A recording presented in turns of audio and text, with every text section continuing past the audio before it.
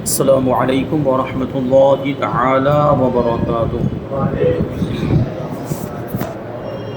نحمده ونصلي ونسلم على رسوله الكريم اما بعد فاعوذ باللہ من الشیطان الرجیم بسم اللہ الرحمن الرحیم ان اللہ وملائکته یصلون علی النبی یا ایھا الذین آمنوا صلوا علیہ وسلموا تسلیما اللهم صل على سيدنا ومولانا محمد معدن الجود والكرم وآله الكرام وابنه الكريم وبارك وسلم صلاة وسلاما عليك يا رسول الله صلی اللہ تعالی علیہ وسلم۔ سورہ بقرہ آیت نمبر 221 کی تفسیر ہے۔ اللہ تبارک و تعالی ارشاد فرماتا ہے وَلَا تَنكِحُوا الْمُشْرِكَاتِ حَتَّى يُؤْمِنَّ وَلَأَمَةٌ مُؤْمِنَةٌ خَيْرٌ مِّن مُّشْرِكَةٍ وَلَوْ أَعْجَبَتْكُمْ وَلَا تُنكِحُوا الْمُشْرِكِينَ حَتَّى يُؤْمِنُوا وَلَعَبْدٌ مُؤْمِنٌ خَيْرٌ مِّن مُّشْرِكٍ وَلَوْ أَعْجَبَكُمْ أُولَٰئِكَ يَدْعُونَ إِلَى النَّارِ وَاللَّهُ يَدْعُو إِلَى الْجَنَّةِ وَالْمَغْفِرَةِ بِإِذْنِهِ وَيُبَيِّنُ آيَاتِهِ لِلنَّاسِ لَعَلَّهُمْ يَتَذَكَّرُونَ۔ اور مشرکہ عورتوں سے نکاح نہ کرو جب تک کہ وہ مسلمان نہ ہو جائیں، اور بے شک مسلمان لونڈی مشرکہ عورت سے اچھی ہے اگرچہ وہ تمہیں پسند ہو، اور مسلمان عورتوں کو مشرکوں کے نکاح میں نہ دو جب تک کہ وہ ایمان نہ لے آئیں، اور بے شک مسلمان غلام مشرک سے اچھا ہے اگرچہ وہ مشرک تمہیں پسند ہو۔ وہ دوزخ کی طرف بلاتے ہیں اور اللہ اپنے حکم سے جنت اور بخشش کی طرف بلاتا ہے، اور اپنی آیتیں لوگوں کے لیے بیان کرتا ہے تاکہ وہ نصیحت حاصل کریں۔ دیکھیے اس آیت کریمہ میں خاص طور پر دو چیزیں بیان کی گئی ہیں: مشرک عورتوں سے نکاح کرنا، اور اپنی عورتوں کو، مطلب یہ ہے کہ اپنے ماتحت جو عورتیں ہیں یا لڑکیاں، جیسے کہ باپ ہے تو اس کے ماتحت اس کی بیٹیاں ہیں، بھائی ہے تو اس کے ماتحت اس کی چھوٹی بہنیں ہیں، یعنی اگر باپ موجود نہ ہو تو، اور اسی طرح دوسرے بھی جو ذمہ دار حضرات ہیں ان سے خطاب کیا جا رہا ہے کہ اپنے متعلقین میں جو عورتیں ہیں، جو خواتین ہیں، جو لڑکیاں ہیں، ان کو مشرکوں کے نکاح میں نہ دو۔ یعنی تم خود بھی اگر اپنا نکاح کرنا چاہ رہے ہو کسی سے تو اس میں یہ دیکھیں کہ وہ مشرک نہ ہو، شرک کرنے والی نہ ہو عورت، اور اگر اپنے متعلقین میں کسی لڑکی کا نکاح کرنا چاہ رہے ہو تو لڑکے میں بھی یہ بات دیکھیں کہ وہ کہیں مشرک نہ ہو۔ مطلب کیا ہوا کہ مشرکہ عورتوں اور مشرک مردوں سے نکاح کرنے سے منع فرما دیا گیا، اور یہاں جو حکم ہے وہ بڑا ہی سخت حکم ہے، اور یہاں تک فرمایا گیا کہ یہ نکاح ہوگا ہی نہیں۔ اگر کوئی مسلمان کسی مشرک سے، کسی کافر سے نکاح کر لے تو وہ اس کا نکاح ہوا ہی نہیں ہے۔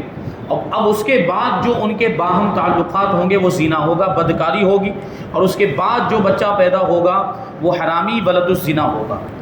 تو مسلمان کا نکاح مسلمان ہی سے ہو سکتا ہے، ہاں اس سے اہل کتاب مستثنا ہے، جس کے بارے میں ابھی بتائیں گے کہ اہل کتاب سے مراد کیا ہے۔ اہل کتاب سے وہ لوگ مراد ہیں جو کسی آسمانی کتاب کے ماننے والے ہیں، جیسے یہودی اور عیسائی وغیرہ، کہ یہ توریت اور انجیل کو مانتے ہیں، اگرچہ جس طرح ماننا چاہیے اس طرح نہیں مانتے ہیں، لیکن اب بھی ان کا یہ عقیدہ ہے کہ وہ توریت اور انجیل ان کے لیے نازل ہوئی تھی اور وہ اس کو فالو کرتے ہیں، یہ اپنے عقیدے کے مطابق۔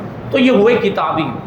تو کتابیوں کی عورتوں سے نکاح کرنے کی اجازت ہے چند شرائط کے ساتھ، اس کو انشاءاللہ سورہ مائدہ میں بیان کریں گے۔ سورہ مائدہ 6 پارے کے اندر ہیں، وہاں پہ یہ جب آئے گا حکم تو اس کو بیان کریں گے۔ تو یہاں پر یہ بات یاد رکھنی ہے کہ کتابی کو چھوڑ کر، یعنی کتابی اگر مشرک بھی ہو تو اس سے نکاح ہو سکتا ہے، لیکن اس کی کچھ شرطیں ہیں۔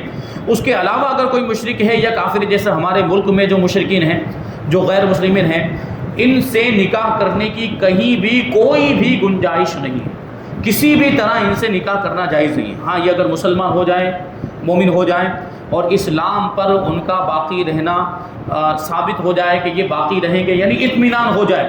کبھی ایسا ہوتا ہے کہ آدمی توبہ کرتا ہے، ایک دن آج توبہ کی لیکن دوسرے دن پھر اسی گناہ میں مبتلا ہو جاتا ہے، تو ہو سکتا ہے کہ کوئی غیر مسلم مسلمان ہو جائے اور آج مسلمان ہوا، دوسرے دن پھر اپنے دین کی طرف پلٹ کر چلا جائے، اگر اللہ تبارک و تعالیٰ کی توفیق شامل حال نہ ہو، یا شامت نفس کی وجہ سے، یا کسی کے بہکاوے میں آ کر، یا شیطان کے بہکاوے میں آ کر، یا ڈر کی وجہ سے، دھمکی کی وجہ سے، آج کل تو یہ معاملات بھی ہیں کہ اگر کوئی غیر مسلم مسلمان ہو جاتا ہے تو اس کی قوم کے لوگ اسے ڈراتے ہیں، دھمکاتے ہیں اور اسلام سے اس کو پھیرنے کی کوشش کرتے ہیں کہ وہ دوبارہ کافر ہو جائے اور اپنے پرانے مذہب کی طرف چلا جائے. یہ کوششیں ان کی رہتی ہیں. تو پہلے اطمینان کر لیا جائے کہ یہ مسلمان ہو تو گیا ہے لیکن یہ اپنے اسلام پر باقی رہے گا کہ نہیں رہے گا، یہ مستقیم رہے گا کہ نہیں، مضبوط مسلمان بنا ہے کہ نہیں بنا، یہ دیکھ لیا جائے. اسی طرح اگر کوئی خاتون ہے اور اس سے نکاح کرنا چاہ رہے ہیں تو اس کو کلمہ پڑھا تو دیا ہے تو لیکن اطمینان حاصل نہیں ہے تو اطمینان حاصل کر لیا جائے. یعنی تھوڑے دنوں تک انتظار کیا جائے. مسلمان ہونے کے بعد 4 5 6 مہینے یعنی جتنے بھی مہینے یا جتنے سال انتظار کرنے کی ضرورت محسوس کریں، کیونکہ ماحول کے اعتبار سے، جگہ کے اعتبار سے، زمانے کے اعتبار سے وہ اطمینان حاصل ہونا یہ مختلف ہو سکتا ہے. یعنی اگر جیسے مثال کے طور پر وہ ایسی جگہ ہے کہ جہاں پر لوگ اپنے فائدے کے لیے کلمہ پڑھ لیتے ہیں اور بعد میں پھر کافر ہو جاتے ہیں، تو وہاں اطمینان حاصل کرنے کے لیے ایک مخصوص وقت ہوگا کہ اتنے دن تک انتظار کریں تاکہ پتہ چل جائے کہ کسی لالچ میں آ کر اس نے کلمہ نہیں پڑھا ہے. اسی طریقے سے دوسرے کچھ مقامات ہوتے ہیں جہاں پر دھمکیاں دی جائیں یا خوف اور ڈر کی وجہ سے وہ پھر جاتے ہیں، تو اس کا بھی جائزہ لے لیا جائے کہ اب دھمکیاں آئیں گی کہ نہیں آئیں گی، یا اس کو ڈرایا جائے گا یا خوف کی وجہ سے یہ پلٹ نہیں جائے گا. اس کا اطمینان ہو جائے اس کے بعد نکاح کرنے کی اجازت. بہرحال کافر کے ساتھ اور مشرک کے ساتھ مسلمان کا نکاح نہیں ہو سکتا، نہ مسلمان عورت کا کافر مرد کے ساتھ نکاح ہو سکتا ہے، نہ مسلمان مرد کا نکاح کافر عورت سے ہو سکتا ہے. تو اسی کو اس آیت کریمہ کے اندر بیان کیا گیا اور اس کے پیچھے ایک واقعہ ہے.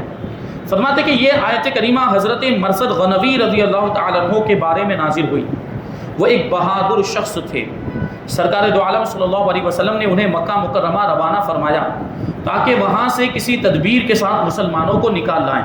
یعنی مسلمان جب ہجرت کر کے مدینہ منورہ آ گئے تو کچھ صحابہ کرام ایسے تھے جو اب بھی مکہ مکرمہ میں پھنسے ہوئے تھے اور کفار ان کو آنے نہیں دے رہے تھے، یا کسی دوسری مجبوری کی وجہ سے وہ مکہ مکرمہ میں رکے ہوئے تھے اور مدینہ منورہ نہیں آ پا رہے تھے. تو اللہ کے رسول صلی اللہ علیہ وسلم نے حضرت مرثد غنوی رضی اللہ تعالیٰ عنہ کو یہ کام سونپا کہ جو مسلمان مکہ مکرمہ کے اندر کافروں کے نرغے میں پھنسے ہوئے ہیں اور کافر ان کو ستا رہے ہیں یا مدینہ منورہ آنے نہیں دے رہے، تو کافروں کے چنگل سے ان کو نکال کر کسی طریقے سے مسلمانوں کو مدینہ منورہ پہنچائے. یہ حضرت مرثد غنوی کا کام. ابھی بھی سوچنے جیسی بات ہے کہ وہ پورا کافروں کا شہر ہے مکہ مکرمہ، سارے کافر وہاں پر آباد ہیں اور مسلمانوں کا معاملہ یہ کہ مسلمان ہجرت کر چکے ہیں، اب چند گنتی کے مسلمان رہ چکے ہیں. ایسے میں وہاں پر جانا اور کوئی تدبیر اور آئیڈیا یا کوئی ترکیب لگا کر مسلمانوں کو وہاں سے بچا کر لانا کتنا مشکل ہوگا. یہ بڑی بہادری کا کام حضرت مرثد غنوی رضی اللہ تعالیٰ عنہ یہ کام کیا کرتے تھے. حضور نے ان کو یہ ذمہ داری سونپی تھی. لیکن دیکھیں واقعہ دوسرا ہے، بات جو بتانا چاہ رہے ہیں وہ یہاں پہ کوئی اور ہے. فرماتے کہ وہاں اناق نامی ایک مشرکہ عورت رہتی تھی. یعنی مکہ مکرمہ میں اناق نام کی ایک مشرکہ عورت، یعنی بتوں کی پوجا کرنے والی، جو زمانے جاہلیت میں ان سے محبت کیا کرتی تھی. یعنی حضرت مرثد غنوی رضی اللہ تعالیٰ عنہ سے وہ محبت کرتی تھی. وہ حسین و جمیل بھی تھی، یعنی بہت زیادہ خوبصورت بھی تھی اور مالدار بھی تھی. جب اس کو حضرت مرثد غنوی کے آنے کی خبر پہنچی تو وہ ان کے پاس آئی حضرت مرثد غنوی کے، کیونکہ پرانے تعلقات تھے. لیکن دیکھیں اسلام کس طریقے سے انسان کو پاکیزہ بنا دیا کرتا ہے اور اس کے اخلاق کیسے پاکیزہ ہو جایا کرتے ہیں. تو یہ پرانے تعلقات اگرچہ ہیں لیکن وہ کیا ہوتا ہے آگے دیکھیں. وہ ان کے پاس آئی، یعنی وہ اناق نامی عورت حضرت مرثد غنوی کے پاس آئی اور آنے کے بعد کہنے لگی کہ میرے ساتھ تم منہ کالا کرو، یعنی زنا کرو. یعنی زنا کی اس نے دعوت دی، کیونکہ پرانے تعلقات تھے تو انہیں پرانے تعلقات کی وجہ سے، پرانی محبت کی وجہ سے اس نے حضرت مرثد غنوی کو گناہ کی دعوت دی اور یہ غلط کام کرنے کی، حرام کاری اور زنا کرنے کی اس نے دعوت دی. لیکن دیکھیں ایک مسلمان یہ ایسے موقع پر ڈگمگاتا نہیں بلکہ اس کا اسلام اس کی رہنمائی کرتا ہے.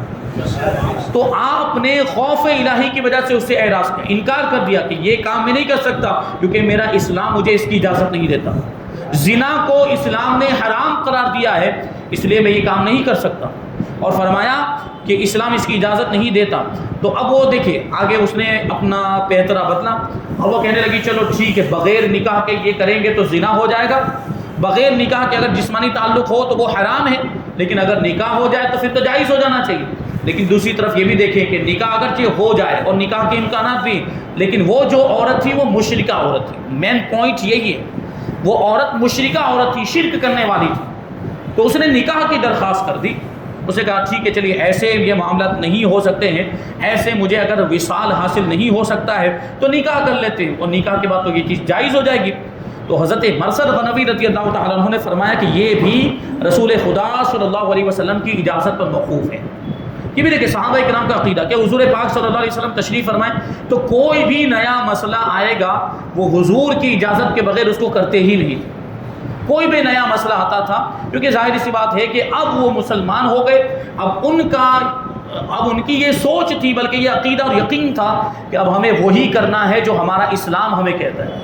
اب ہم وہی کریں گے جو رسول اللہ ہمیں بتائیں گے، اب ہم وہی کریں گے جو قرآن کی آیتوں میں آیا ہے. یہ صحابہ کرام کا عقیدہ اسلام کے تعلق سے. اور ہمارے آپ کے معاملات کیا ہو گئے ہیں کہ نہ اسلام کی شریعت کو دیکھتے ہیں، نہ قرآن کو دیکھتے ہیں، نہ حدیث کو. اپنی مرضی سے جو سمجھ میں آیا وہ کیے جا رہے ہیں، اور گناہوں کے معاملات اتنے عام ہو گئے کہ کوئی پرواہ نہیں ہے کہ گناہ کریں گے تو کیا سزا ملے گی، کیا عذاب ہوگا، اور نیکیوں کے ثواب کو حاصل کرنے کا کوئی بھی شوق نہیں رہ گیا. بہت اللہ ماشاء اللہ کچھ لوگ ایسے ہیں جو اللہ کے نیک بندے ہیں، جو ہر وقت اللہ کی فرما برداری میں لگے رہتے ہیں، ان کی بات نہیں کر رہے ہیں. ہم ایسے لوگوں کی بات کر رہے ہیں جو غافل ہو چکے ہیں، اپنے دین سے دور ہو گئے، اسلام سے دور ہو گئے، شریعت مصطفیٰ سے دور ہو گئے. ایسے لوگوں کو عبرت حاصل کرنی چاہیے صحابہ کرام کی زندگی سے کہ دیکھیں یہاں پر انہوں نے اپنے اعتبار سے کوئی فیصلہ نہیں کیا، بلکہ کیا کہتے ہیں کہ میں اللہ کے رسول صلی اللہ علیہ وسلم سے اس بارے میں پوچھوں گا، حضور سے اجازت لوں گا، اور حضور اجازت عطا فرمائیں گے تبھی بات آگے بڑھ پائے گی، ورنہ کچھ نہیں ہو سکتا.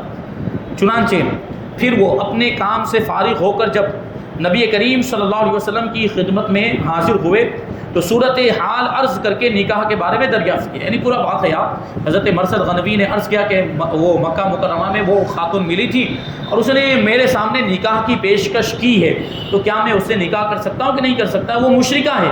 تو اللہ کے رسول صلی اللہ علیہ وسلم نے ابھی اس پر کچھ ارشاد بھی نہیں فرمایا تھا کہ یہ آیت کریمہ نازل ہو گئی، اور آیت کریمہ میں فرما دیا گیا کہ مشرکہ عورتوں سے نکاح کی اجازت نہیں، اگرچہ وہ تمہیں پسند ہو، اگرچہ وہ اناق حضرت مرثد غنوی کو خوبصورتی کے اعتبار سے یا مالداری کے اعتبار سے پسند ہو بھی، لیکن اس سے منع فرما دیا کیونکہ وہ مشرک تھی. مشرکہ عورت سے نکاح جائز نہیں. البتہ یہ بات یاد رہے کہ اہل کتاب یعنی یہودی عیسائی عورت سے نکاح کی اجازت ہے، اس کی تفصیل سورہ مائدہ میں آئے گی. تو یہاں پر اس کے مشرکہ ہونے کی وجہ سے اسے نکاح کرنا یہ منع فرما دیا گیا، اور ایسا نکاح ہوتا ہی نہیں ہے، ایسے نکاح کا کوئی وجود ہی نہیں، ایسا نکاح باطل ہوا کرتا ہے. تو یہاں پر یہ بات بھی ذہن میں رہے کہ مشرکین جیسے غیر مسلم تو ان کے ساتھ تو نکاح ہو ہی نہیں سکتا. اس کے علاوہ بھی وہ لوگ جن کا عقیدہ خراب ہے، جو کفری عقیدہ رکھتے ہیں، وہ مرتد ہیں. یعنی پھر اپنے آپ کو لاکھ مسلمان کہتے رہے، لیکن اگر ان کا عقیدہ کفری عقیدہ ہے وہ مسلمان نہیں بلکہ وہ مرتد ہیں. ان کے ساتھ بھی نکاح نہیں ہو سکتا، اور ان کے ساتھ بھی اگر نکاح ہوا ہے تو وہ نکاح بھی باطل ہے، اور اس کے بعد جو جسمانی تعلق ہوگا وہ بھی زنا ہے، حرام کاری اور بدکاری. یہ بات ذہن میں رہنی چاہیے. ہمارے آپ کے معاملات یہ ہے کہ اس میں ابھی بہت ڈھیل ہو گئی، اور یہ جو گمراہ فرقوں کے لوگ ہیں وہ اسی طریقے سے اپنے مذہب کو پھیلا بھی رہے کہ رشتہ داریوں کا جال پھیلاتے ہیں، یعنی رشتہ داریاں بڑھاتے ہیں. ہمارے سنی بھائیوں سے لڑکیاں لے بھی لیتے ہیں، لڑکیاں دیتے بھی ہیں، اور اس طریقے سے رشتہ داری بڑھتی ہے. اور رشتہ داری میں تو بہت کچھ لحاظ رکھنا پڑتا ہے. ابھی اٹھنا بیٹھنا ہوگا، رشتہ داری ہے، سسر ہے اور سسر کے رشتہ دار ہیں، تو اس کی باتیں برداشت کرنی پڑتی ہے، اس کی باتوں کو سننا پڑتا ہے. اور ایک وقت ایسا آتا ہے کہ پھر اس کی باتیں اچھی لگنے لگ جاتی ہیں، اور پھر وہ ان کے جیسا ہی ہو جاتا ہے. ہمارے آپ کے کچھ بھائی ایسے بھی ہیں جو بڑے بڑے دعوے کرتے ہیں. کیا کہتے ہیں کہ وہ جماعتی کی لڑکی لا رہے ہیں، تو جب ان پر کوئی اعتراض کرتا ہے کہ بھائی کیوں لا رہے ہیں، وہ لڑکے سے پوچھا جائے تو کہتے ہیں ہم تو اس کو سنی بنا کر لائیں گے. دعوے ہوتے ہیں ہم تو اس کو سنی بنا کر لائیں گے. تو یہاں پر آپ دیکھیں کچھ دنوں کے بعد کہ آپ اس کا خود کا جائزہ لیں، کچھ مہینوں کے بعد یا کچھ سالوں کے بعد یہ حال ہوتا ہے کہ وہ خود تو کیا اس کا پورا خاندان جماعتی ہو چکا ہوتا ہے. یہ معاملات ہمارے سامنے کے رشتہ داری. اب یہ میں جماعتیوں سے بھی میں سوال پوچھنا چاہوں گا، وہابیوں سے بھی، کہ یہ ہمارے ساتھ رشتہ داری کرتے کیوں؟ ہم تو ان کے اعتبار سے مشرک ہیں، ہم یا رسول اللہ پکارتے ہیں، ہم مشرک ہو گئے ان کے حساب سے. ان کے مولویوں نے جو فتوے لکھے ہیں کہ یا رسول اللہ کہنا شرک ہے، غیر اللہ سے مدد مانگنا شرک ہے. ہم مانگتے ہیں، ہم اولیاء کرام سے بھی مدد مانگتے ہیں، ہم اللہ کے نبیوں سے بھی، تو ان کے حساب سے تو ہم مشرک ہوئے. قرآن کی اسی آیت کریمہ کی روشنی میں ہمارے ساتھ ان کی لڑکیوں کا نکاح ہو ہی نہیں سکتا ان کے عقیدے کے حساب سے. کیونکہ ہم ان کے حساب سے مشرک ہیں نا، تو ہمارے ساتھ نکاح کیوں کرے؟ مطلب کیا دال میں کچھ کالا ہے، وہ اپنے مذہب و مسلک کو پھیلانا چاہتے ہیں، یہ سیدھا مطلب نکلتا ہے۔ تو ہم ہوش کے ناخن لے، ہم ہوش میں آئے کہ ہم کیا کر رہے ہیں، بہت بے احتیاطی برتی جا رہی، لاپرواہی، اور ان سے نکاح کیا جائے۔ اسی طرح ہمارے پیچھے نمازیں بھی پڑھ رہے ہیں وہ لوگ، ہم امام ہیں الحمدللہ، ہمارا بھی عقیدہ ہے کہ اللہ کے ولی مدد کرتے ہیں، اللہ تعالیٰ نے ان کو مدد کرنے کی طاقت دی ہے، اور محبوبان بارگاہ الہی اور انبیاء اکرام کو بھی اللہ تعالیٰ نے مدد کرنے کی طاقت دی، اور ہم بھی ان سے مدد مانگتے ہیں، ان کے مزارات پر جاتے بھی، اور ہم یا رسول اللہ پکارتے بھی، اللہ کے رسول سے بھی مدد مانگتے ہیں۔ تو ان کے اعتبار سے ہم بھی مشرک ہوئے، امام بھی مشرک ہو گیا۔ اب بتائیے مشرک امام کے پیچھے نماز ہو سکتی کہ نہیں ہو سکتی؟ کیسے ہوگی؟